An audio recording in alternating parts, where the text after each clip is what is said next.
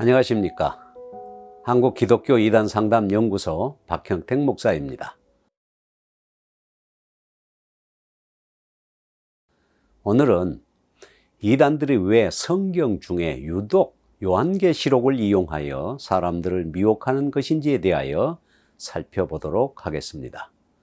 실제로 요한계시록은 이단들의 전유물이라고 해도 과언이 아닐 것입니다. 왜 요한계시록을 그렇게 이용하는 것일까요?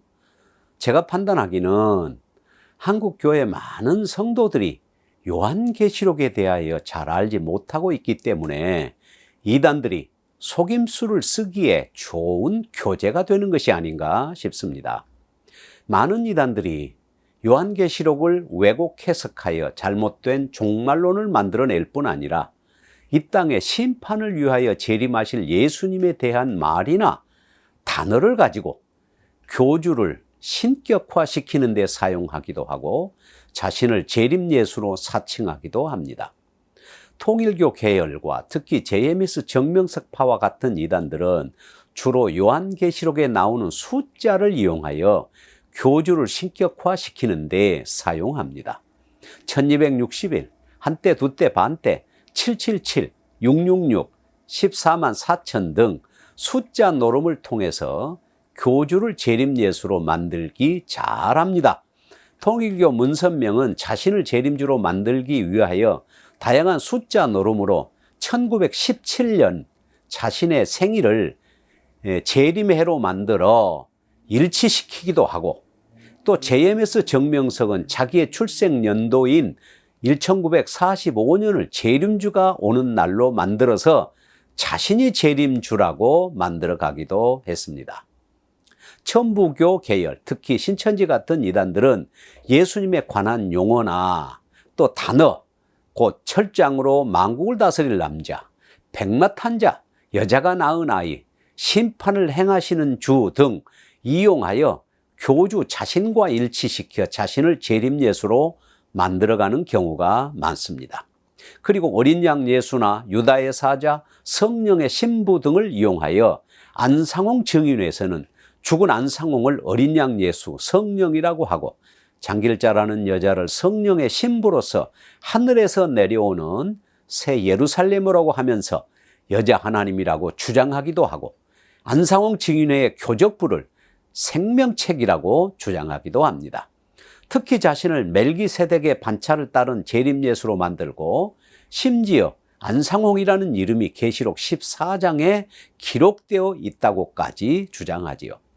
여호와 증인은 미카엘 천사장을 부활한 예수와 동일시하여 예수님의 신성을 부인하기도 하고, 또 많은 이단들은 14만 4천이라는 숫자를 자기들에게 적용하여 자기들에게 와야 구원을 받는 자가 되고 자기들의 교적부에 생명책을 만들어서 생명의 책에 기록된다고 주장하기도 합니다.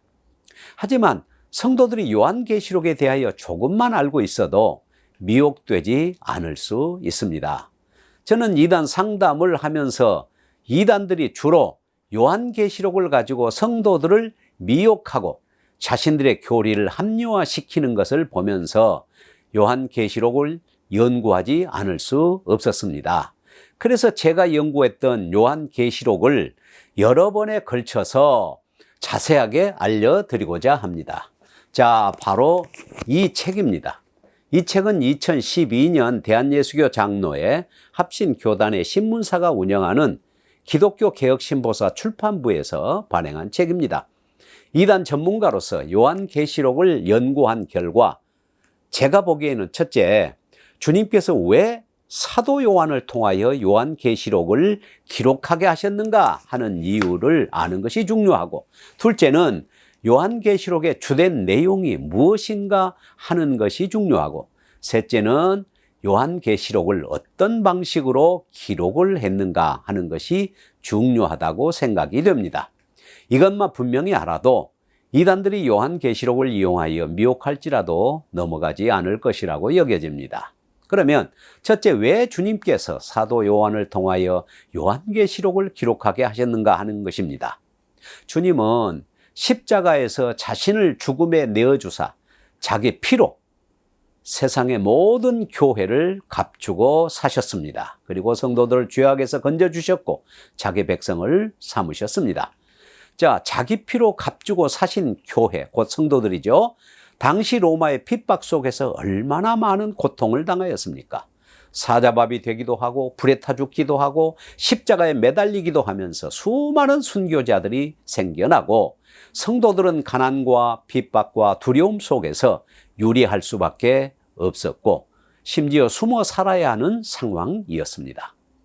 십자가에서 죽으시고 부활 승천하셔서 여전히 살아계신 교회 머리 되신 주님께서 고난받는 성도들을 구경만 하고 있을 수는 없으셨습니다. 그래서 당시 고난받고 있는 교회들에게 편지를 써서 사도 요한에게 보내도록 하신 것입니다. 주님께서 성도들에게 하시고 싶은 말씀이 무엇이었을까요? 계시록 1장과 2장, 3장에서 보여주고 있는 것처럼 주님은 내가 살아있다.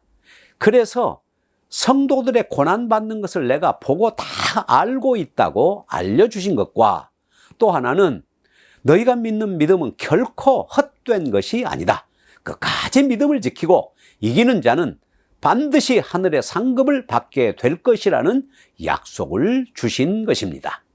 지금도 여전히 살아계신 주님과 주님의 하늘의 상급을 주신다는 약속을 믿고 승리하도록 위로하고 격려하기 위해서 편지를 쓰게 한 것입니다.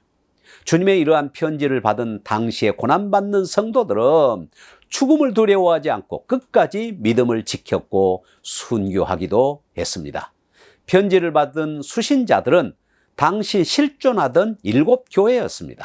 물론 수신자 7교회는 꼭 7교회만을 말하는 것이 아니라 당시에 실존하는 전 교회를 향하여 하신 말씀입니다. 왜? 상징적인 방법을 사용하셨으니까요.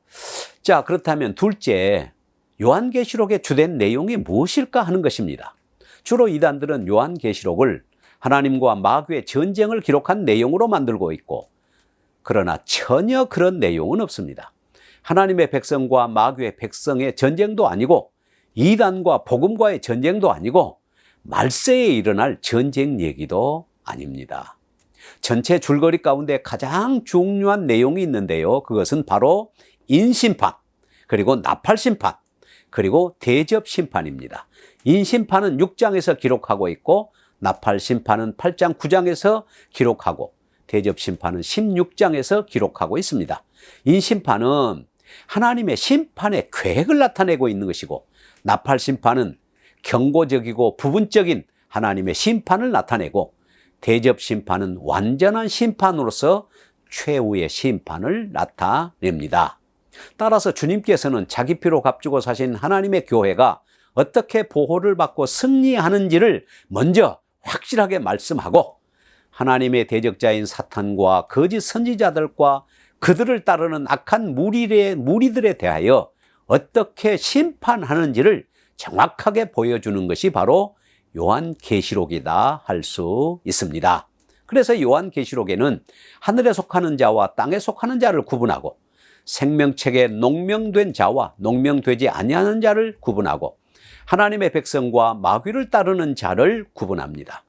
하나님의 심판을 받아 불못에 들어갈 자와 하나님의 장막에 거할 자를 분명하게 구별하여 말씀하는 것입니다. 그만큼 예수 그리스도를 믿는 믿음이 중요하고 믿음으로 모든 환난을 이겨내고 극복하는 자는 다시 사망이 없고 눈물도 없고 애통하는 것이나 아픈 것이 없는 영원한 나라를 상속받는다는 사실을 증거하는 것이 바로 요한계시록의 내용입니다. 따라서 요한계시록을 읽는 성도는 믿음의 위로를 받고 담대해질 뿐 아니라 전혀 두려움이나 걱정이 다 사라지게 되는 것입니다. 셋째, 주님께서 사도 요한에게 요한계시록을 기록하게 하신 방법도 중요합니다. 구약에는 에스겔이나 다니엘서가 있는데 이것을 묵시문학이라고 합니다. 요한계시록도 마찬가지입니다. 그래서 묵시문학이라고 하는 것이죠. 묵시문학이라는 것은 세상 종말에 하나님이 자기 백성을 어떻게 구원하시고 보호하시는가 하는 약속과 하나님을 대적하는 자들에게 대한 최후의 심판을 주 내용으로 기록한 책을 말합니다. 그런데 바로 이러한 묵시문학의 특징이 실제 사건을 예언하고 성취하는 것이 아니라 상징을 통해서 하나님의 뜻을 전달하는 방식을 취한다는 것입니다. 그래서 묵시문학과 묵시와 예언은 차이가 있는 것이죠. 그러니까 요한계시록을 읽다 보면 실제로 언제 어떻게 어떤 사건이 일어나느냐를 기록한 것이 아니라 환상 속에서 보여주는 상징이나 상징적인 사건을 통해서 하나님이 행하실 최후의 심판과 구원을 말씀하시기 위한 것입니다. 요한계시록은 언제 어디에서 주님께서 재림하셔서 어떻게 심판하실 것과 구원을 행하시는지에 대해 정확하게 말씀하시는 내용보다는 내가 속히 오리라, 반드시 다시 오셔서 자기 백성을 구원하고 대적자들을 심판하신다는 약속을 분명히 보여주십니다. 따라서 환상 속에서 상징을 통하여 주시는 주님의 말씀을 확실하게 믿고 신자는 주님의 재림을 기다리며 그분의 구속을 기다리는 것이 중요하다는 것입니다. 세상 속에서 일어나는 사건과 요한계시록을 가져다 붙여서 해석하면 아주 위험합니다. 요한계시록을 연대기적으로 계속 일어나는 사건으로 이해하면 위험한 종말론에 빠지게 되고 이단에 미혹될 수 있기 때문에 요한계시록은 상징을 통하여 주시는 주님의 메시지라는 것을 분명하게 아시면 좋겠습니다. 예를 든다면 요한계시록 21장에 나오는 하늘의 새 예루살렘은 무엇을 보여주는 상징일까요? 이것은 바로 승리한 천상의 교회를 말하는 것입니다. 우리가 하늘에서 살 예루살렘이 아니라 바로 우리 자신이 하나님과 어린 양 예수를 모신 성정, 곧 하늘의 장막이 된다는 말씀입니다. 이것을 잘 이해하시면 전혀 미혹되지 않을 수 있습니다. 감사합니다. 오늘은 여기서 마치겠습니다. 안녕히 계십시오.